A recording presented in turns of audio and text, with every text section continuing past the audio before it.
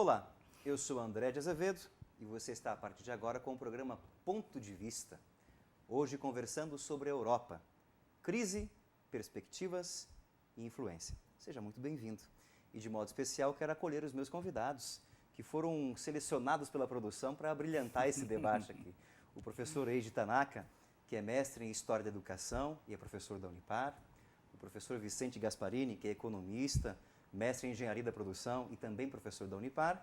E o padre Sérgio Grigoletto, que é vigário da Catedral, doutor em Bioética e tem muito a contribuir, morou 5 anos na Europa, pode trazer luzes para o nosso debate. Sejam muito bem-vindos, obrigado pelo tempo de vocês. Obrigado. E você em casa, mais uma vez, muito obrigado pela sua audiência. Não saia daí, nós vamos para o nosso intervalo e voltamos já já com o primeiro bloco do programa Ponto de Vista, hoje conversando sobre a Europa, crise, perspectivas e influências. É rapidinho, a gente volta já. Europa, crise, perspectivas e influências. É do conhecimento de todos que o mundo, de modo geral, vive uma crise econômica, cultural, mas a Europa vem despontando-se nesse cenário. Por isso, para começar a discutir essa questão, eu queria, professor Eiji, que você fizesse para a gente um retrospecto histórico de como surgiu esse fenômeno chamado União Europeia, que alguns dizem que talvez é o fator de influência da crise da Europa. Como é que foi o processo de construção da União Europeia? O que é a União Europeia? Bom, a União Europeia, na verdade, né, ela surgiu, a ideia da União Europeia surgiu no final da Segunda Guerra. Né? Foi logo após a Segunda Guerra?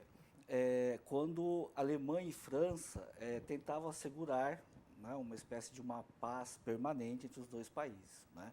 Começou no final dos anos 40 com a Comissão Econômica do Carvão e do Aço, né, a CECA, que reunia a Alemanha e a própria França, né, num acordo de colaboração entre os dois países. Posteriormente, o Tratado de Roma, nos anos 50, né, quando surgiu o mercado comum europeu, né, congregando vários outros países, que a ideia era um tratado de livre comércio, né, entre os países membros, com a livre circulação entre as pessoas e a livre circulação de capitais. Né? Esse mercado comum foi se alargando, né, aí, até chegar nos anos 90, no que veio a se chamar a União Europeia, com a consequente unificação da moeda, né, no final da década de 90, e aí né, alargando sempre a entrada de novos países, principalmente com a queda do comunismo, né, a partir dos anos 90. Interessante quando falo em União Europeia, pelo menos na minha cabeça, automaticamente euro, a união econômica, mas envolve outros fatores além da econômica. Sim, é a ideia da livre circulação geral, né, nesses países. Né? Então, é a livre circulação de mercadorias, que era o primeiro objetivo, a livre circulação de capitais, a livre circulação de pessoas e a conclusão desse processo seria justamente a unificação da moeda, né, tendo os países membros uma estrutura econômica, vamos dizer assim, mais ou menos semelhante, né, compatível entre si para realizar as trocas comerciais, as transações, regulamentar o mercado de trabalho, entre outras coisas. Professor Vicente, você que é economista e pode abrilhantar o debate da gente, o euro é a primeira crise que ele vive? Países que não estão na zona do euro, da moeda comum, estão em crise? Como é que está a situação na Europa agora? O senhor que também esteve na Europa várias vezes também. Veja, a crise ela não é somente na zona do euro. Não é só na zona do euro? Não. E também não é só na Europa. A gente tem que avaliar que... A gente está em crise também? Aqui diz que não. A Dilma diz que não está, né? Não, na verdade, no Brasil ele não pode considerar que está em crise, até porque, né, a gente percebe o aumento da renda, mesmo com a queda do PIB no ano de 2011, mas o país está indo bem, não dá para reclamar, dada a circunstância. Agora, a questão do euro, acho que nós podemos avaliar é que esses países que estão hoje, eles têm uma cultura, eles são muito diferentes entre si. E a exigência, né, para participar de um mercado comum ou de uma moeda comum, ela é muito grande e nem todos estão preparados para fazer aquele exercício. Né? Ou seja, né, em economia tem os exercícios de casa, a tarefa de casa que os países têm que fazer. Por exemplo, o FMI impõe lá algumas regras, né, foi o caso que foi colocado para o Brasil, metas a ser cumpridas ao longo do tempo. e alguns países nem sempre estão preparados para isso. Mas no a momento condição certo. para ingressar na União Europeia não era estar dentro dessas metas? Como é que era o processo? Na verdade, é o seguinte, tem a questão de déficit público, né? A diminuição de gasto com público. Que com isso é a poder longo público, prazo que se a consegue. longo prazo, mas não é todos que conseguem fazer. Tem a questão também que vamos dizer assim, a deterioração desses países, né, é posterior à adoção do euro.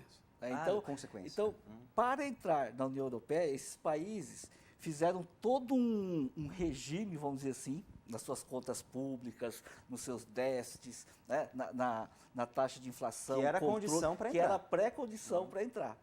Depois que entraram, né, essa heterogeneidade entre os países, né, e depois que entraram, esses países mais frágeis economicamente, né, relaxaram, vamos dizer assim. E a coisa foi se acumulando, né? Né, imagino que o resultado, né, dos países mais frágeis foi justamente essa incapacidade de manter um regime tão rigoroso mesmo, rígido, né, de controle dos gastos públicos, né, principalmente. É impossível você imaginar, por exemplo, que uma Espanha ou uma Grécia vai se comportar como um alemão. O alemão é rígido, tudo certinho, tudo direitinho. Faz a nota fiscal no momento. É verdade. Aí entra a questão cultural muito forte. Verdade. Se você não pegar a nota fiscal de uma água que você toma, os caras brigam com você. Para pegar a nota Você fiscal. tem que pegar. Ó, você O alemão comprou, teria infarto no Brasil, então. Não, exatamente. Agora, você querer que os outros façam igual, é uma distância muito grande. Tem alguma coisa muito distante ali para ser cumprido. O Padre Sérgio morou um tempo na Alemanha, Padre Sérgio? Morei um ano. É realmente esse o espírito alemão mesmo, a disciplina, o rigor ou não? E é uma sociedade altamente desenvolvida e tecnológica, que outros países, por mais que queiram, não têm condições de competir comercialmente, Não acompanha. né, industrialmente. Eles não têm condições, uma Espanha, Portugal, a Grécia, até mesmo a Itália, né, de competir economicamente com esse avanço tecnológico industrial de alguns países. E nesse sentido, o fato dessas culturas tão diferentes, né, de terem que andar quase no mesmo ritmo, não é o momento de revisar um pouco esse processo da União Europeia ou não? O que vocês acham? Tanto economicamente, culturalmente, tudo isso? É esse o drama, né, de países como Espanha, Grécia. Que são os principais, a própria estupim agora da Itália, crise. né, a própria Itália, um país cujo governo é indisciplinado, né? É um governo... O Berlusconi que o né, diga, né? É um governo castão, né? É um governo castão mesmo, né? Né, do que o padre falou, né, é o que torna inviável, por exemplo, uma Espanha, um Portugal ou Grécia, pretenderem oferecer, por exemplo, a generosidade de um sistema previdenciário que a Alemanha pode oferecer, que a França eventualmente pode oferecer, né? Que uma Finlândia pode oferecer, mas que para eles é inviável, né? A generosidade em relação a leis trabalhistas, por exemplo, né? Que isso são coisas que deveriam ser revistas, né? Porque acaba se tornando uma imposição para esses países, né? Agora, uma economia com uma elevada produtividade, como a Alemanha, por exemplo, né, consegue tranquilamente dar conta desses gastos, né? Países como Grécia, Portugal, Espanha, a dificuldade já se torna imensa, né? Padre Sérgio, você esteve 5 anos na Europa. Sim. Itália E Alemanha. e Alemanha. Tá? Durante os verões eu sempre trabalhei na Suíça também. Na Suíça durante esse também. período. Aham. Você conseguia perceber um certo, entre aspas, declínio desse processo econômico nesse período que você chegou na Itália e quando saiu você voltou no passado, Sim, né? É perceptivo? Na Itália muito, muito evidente. Muito evidente. E também não estive lá, não vivi antes do euro. Quando eu cheguei Sim, já era o euro. Mas sempre ouvia muito os próprios italianos lamentarem e saudade da lira. Dos velhos tempos da lira. Puxa vida, gente, olha só. Professor Vicente, você acha que essa crise agora é fruto do quê? Essa crise econômica que passa a Europa? Veja, nós temos que avaliar que tem muitos entrantes, né, na questão da economia. E muita gente para entrar, para ingressar. Você tem aqui o advento da própria China, a Coreia, que está muito forte, o próprio Brasil, a África do Sul correndo por fora para ocupar um espaço, a Índia, mesmo com toda aquela cultura diferente, daquela despreocupação do A Rússia povo. também? Tá no Exatamente, processo? a Rússia entrando e tudo isso, ou seja, a divisão ficou para mais gente. é diferente. A globalização ela tá se refletindo agora, efetivamente. Ninguém está fechado. Como o próprio professor Eixo falou no início, né, da União Europeia, ou seja, abrir, deixar todo mundo circular livre e tudo mais, ok, mas está vindo de um processo que você não entrava facilmente em nenhum lugar. Então isso está levando a esse ponto agora. Não só isso, mas economicamente é um momento muito diferente, né? E não tem mais a chamada proteção. Porque quando existia o protecionismo, cada país sabia como ele protegia lá a sua empresa, como protegia o seu povo, a sua fronteira. Agora ele não pode, porque se ele fizer isso, ele tem problema com os outros mercados, porque ele tem que comprar, ele tem que vender. Para ele vender, ele tem que comprar. Se ele não compra, ele não vende e leva a esse ponto aí exatamente por esses entrantes, né? Ou seja, mais gente participando do mundo econômico. É claro que o nosso tema é sobre a Europa, sua perspectiva, crise e influências. Mas interessante que em nenhum momento nosso apareceu no debate, nossa discussão aqui, o fato chamado Estados Unidos, né, que foi uma grande potência mundial. Né? Os Estados Unidos perdeu realmente a referência de economia mundial. O que vocês acham? Eu acho que muito pelo contrário. Pelo contrário. Né? Os Estados Unidos continuam a ser o principal referencial. Né? Na época de crise, compram-se títulos da dívida pública dos Estados Unidos, né? Apesar de ser o país mais endividado do mundo hoje. Né? Só que os Estados Unidos têm algo que a Europa não tem e que a China também não tem e provavelmente não terá, né? Que é conseguir aliar um desenvolvimento econômico, tecnológico, né? Incentivar a criatividade e tudo isso num ambiente de muita liberdade. Né? Então, a Europa até tem, né, um ambiente democrático, um ambiente de liberdades, mas não tem, talvez, o mesmo ímpeto, né, na inovação, no estímulo à criatividade, né, que os americanos, por exemplo. Né? E a China, por seu lado, o que se vê até hoje, não tem muito nenhum dos dois. Né? Não tem um ambiente de liberdades e também não tem um ímpeto de criação mesmo de novas tecnologias, de novas ideias para serem colocadas em prática. Né? Então, os Estados Unidos, a crise americana, eu imagino, né, foi de tentar liderar sozinho um processo, né, ter que liderar sozinho um processo nos anos 80 e 90, né, que foi a derrocada do comunismo. Né? E aí, a partir disso, né, a própria China, os emergentes, né, começaram também a tomar espaço, né, as franjas do sistema, né, foram sendo, né, consumidas por esses novos personagens. Né, e aí os Estados Unidos tiveram uma perda relativa, vamos dizer assim, né, do seu grande poder imperial mesmo. Né? Essa observação que o professor Eixo fala é interessante, é o seguinte. No final do ano de 2011, eu falei, eu vou acompanhar o fechamento das bolsas de valores do mundo todo, porque se falar é um grande negócio, esse está em crise, o outro não está em crise. Aí o dado interessante, o único país dos grandes ou desses em destaque que as bolsas fecharam no azul foi as americanas. Só as americanas? Americana. Da Europa, o melhor desempenho foi Frankfurt, teve um bom desempenho.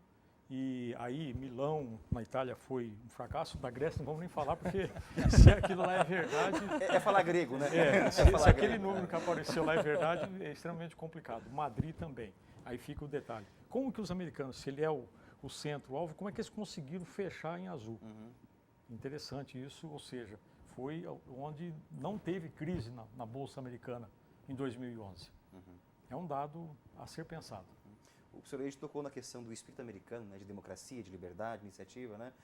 Padre Sérgio, você acabou de voltar de lá, a gente vai perguntar bastante para ti, né? Por mais que você foi para estudar, teu foco era pesquisa, era estudo, mestrado, doutorado, mas percebe-se no europeu, de modo geral, um espírito militante ou não?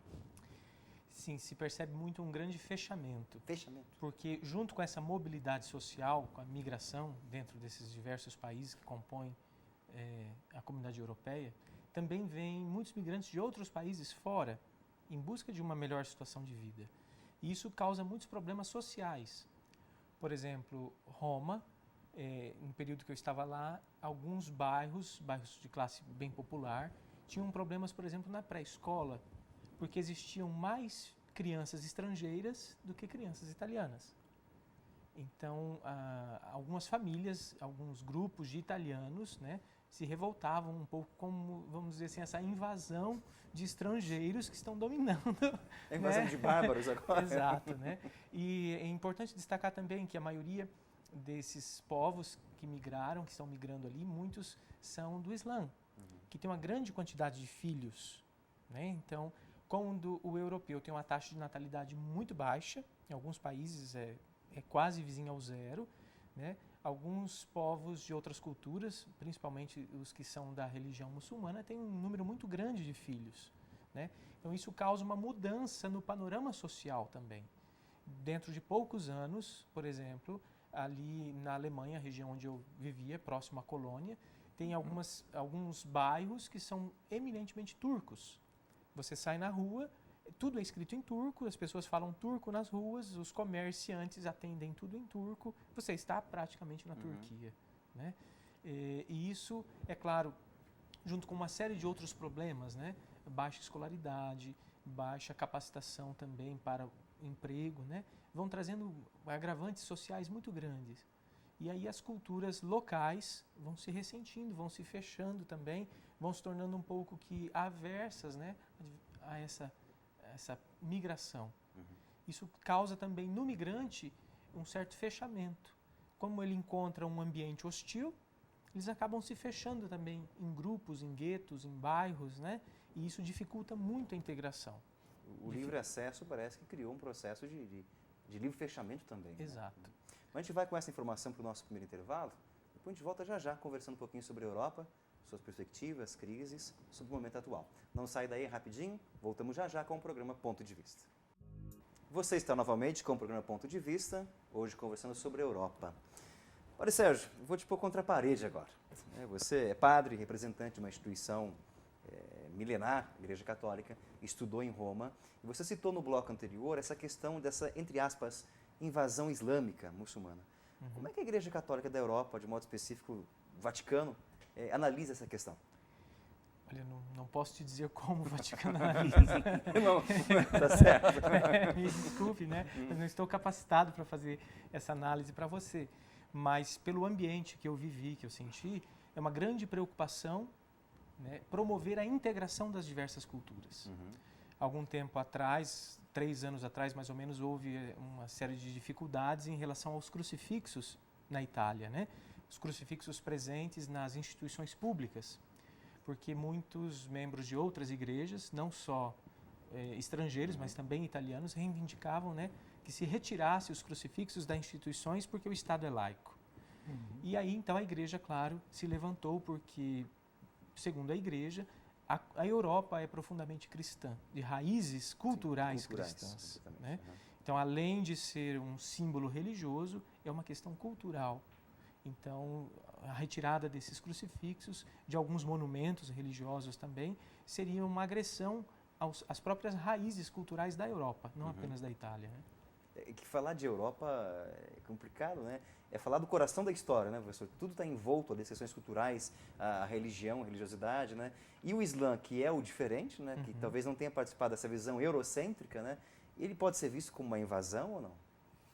Não diria uma invasão, né? Mas a questão é que a nossa tradição é ocidental, né? E o Ocidente se fez, né, em cima de certos valores que são fundamentais, né? É a tradição judaico-cristã, é a tradição greco-romana, né? É a tradição do racionalismo, que culmina, né, no iluminismo, vamos dizer assim, é a tradição do universalismo, né, dos valores universais. Então, o Ocidente deixou, vamos dizer assim, essa herança, né, para a civilização, né? Só que é lógico que, ao longo do tempo, né,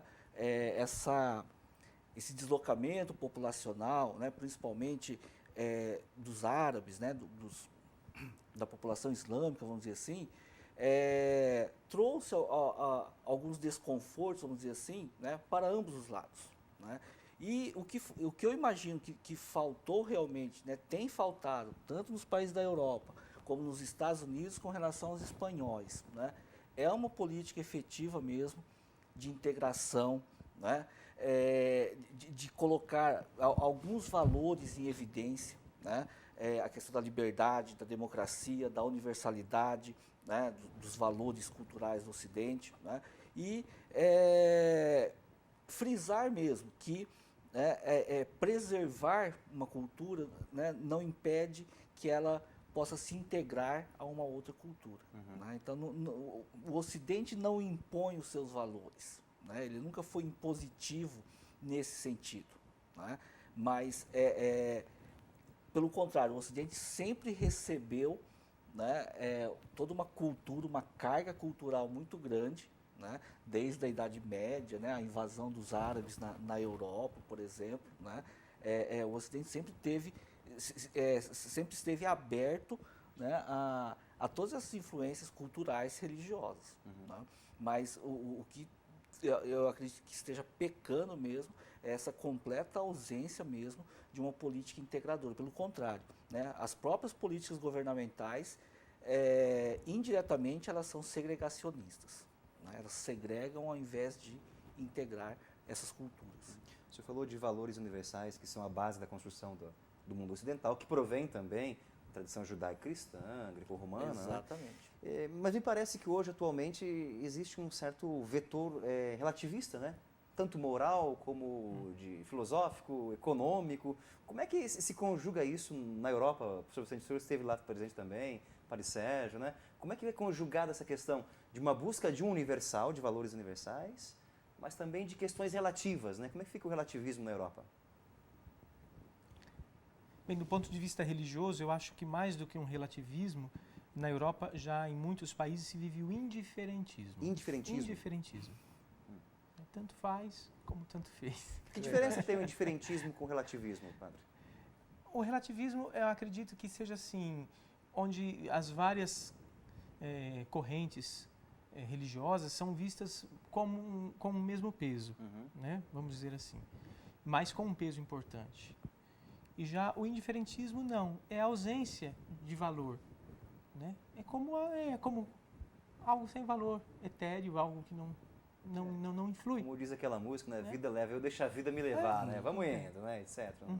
Você percebeu isso, professor Vicente, nas suas andanças por lá? Veja, eu queria falar em cima do que o padre disse aqui, essa questão de valores. Se nós olharmos para o ponto de vista econômico, dá a impressão, eu posso estar enganado, queria estar enganado, que hoje se valoriza demais só o lado econômico, a produção, o PIB, o PNB, igual você vai falar, a propaganda dos governos, né?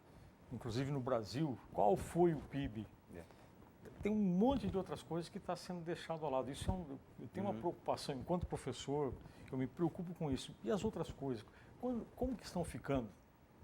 Ou seja, hoje você quer comprar qualquer coisa que você queira comprar, em qualquer lugar do mundo você compra, sem dificuldade. Pode ser à noite, pode ser o feriado da Sexta-feira Santa, não tem essa dificuldade. Ou seja, será que nós estamos nos organizando só para o lado econômico? E os valores, né? Exato. Valores morais, de religião, da família. Parece que está se perdendo isso. E eu acho que isso tudo é produto mesmo de toda uma época, né? Do pós-guerra, principalmente da segunda metade do século XX. Né? Os europeus, em especial, os americanos também, né? Se acostumaram a essa ideia de abundância. Né? É a cultura da abundância, é a sociedade da abundância. Né? E todos os outros povos, né, ou grande parte dos povos, foi levada com essa expectativa. Né? Nós, inclusive, né? Nós, Brasil, inclusive. E não se percebeu, né, o aumento dessa indiferença moral, ética.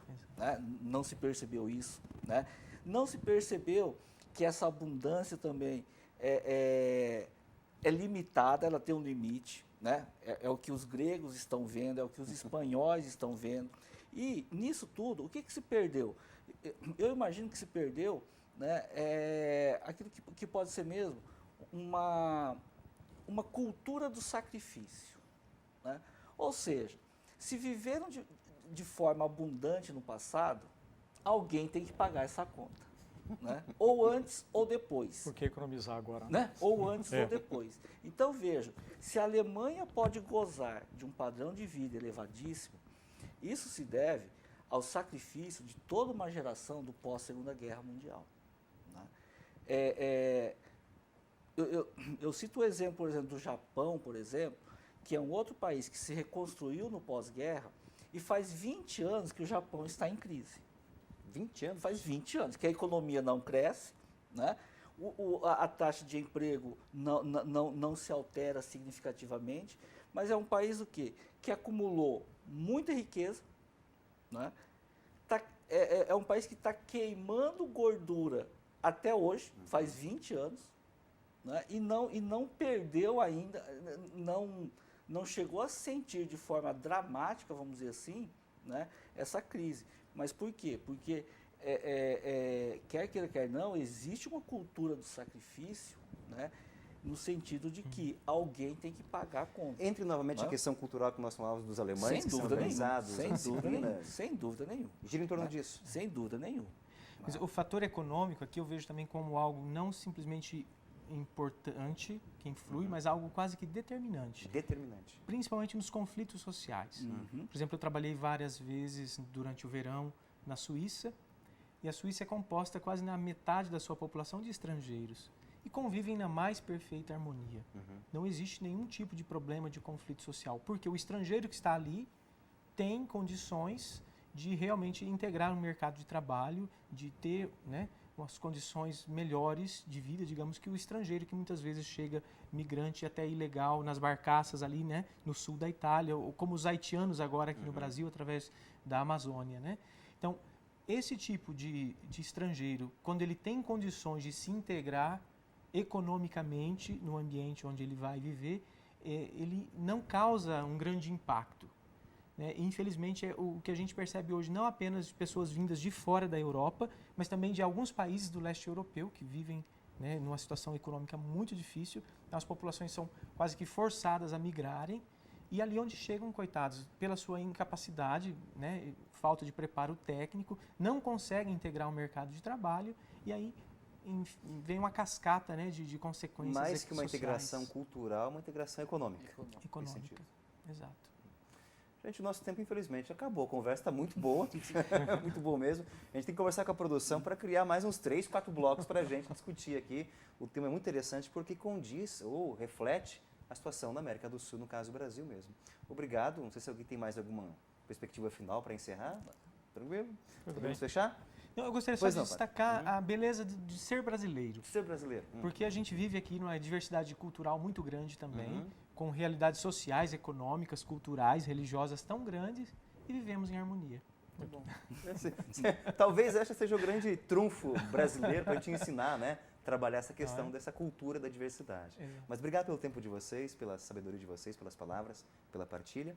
A você em casa, muito obrigado pela sua audiência. Até o próximo programa. Um forte abraço. Tchau, tchau.